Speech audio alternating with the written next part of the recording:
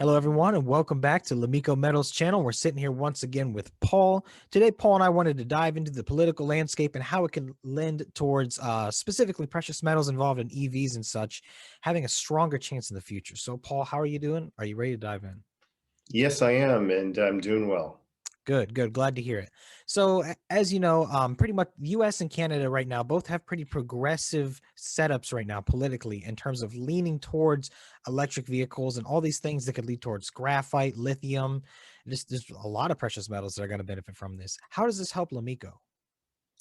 Well, I think what's going on right now is pretty unprecedented. What we've seen is the Biden administration come in very strongly and advocate for the electric vehicle. What we're seeing is one particular package that went through Congress and was confirmed by the White House is 500,000 chargers are going to be built across North America, and that's going to be a big impact on people who are afraid of losing a charge or being caught in a windstorm or whatever.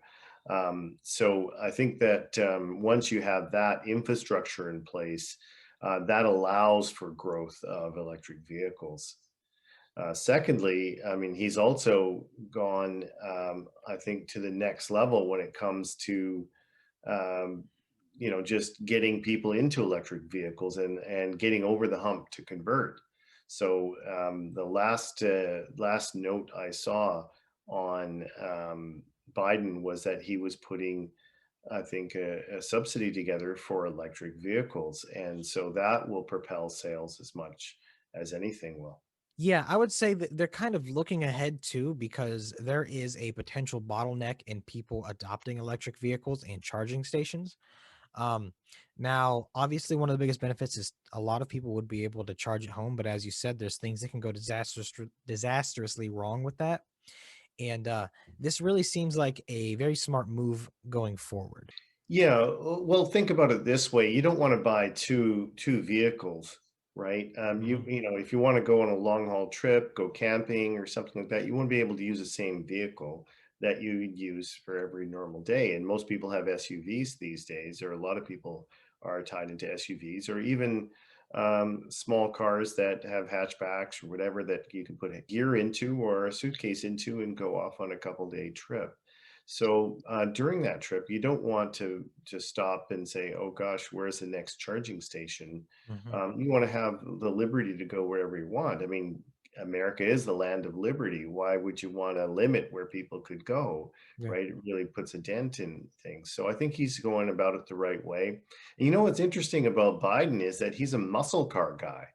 So, I think that's fascinating that he has like a souped up Corvette in his garage, yet he's advocating for electric vehicles. And that gives me hope for a lot of those shows you have, hot rod cars and all the rest of it. People, are going to change for the next generation. And, those internal combustion engines will end up in the museum where they might belong, let's just say.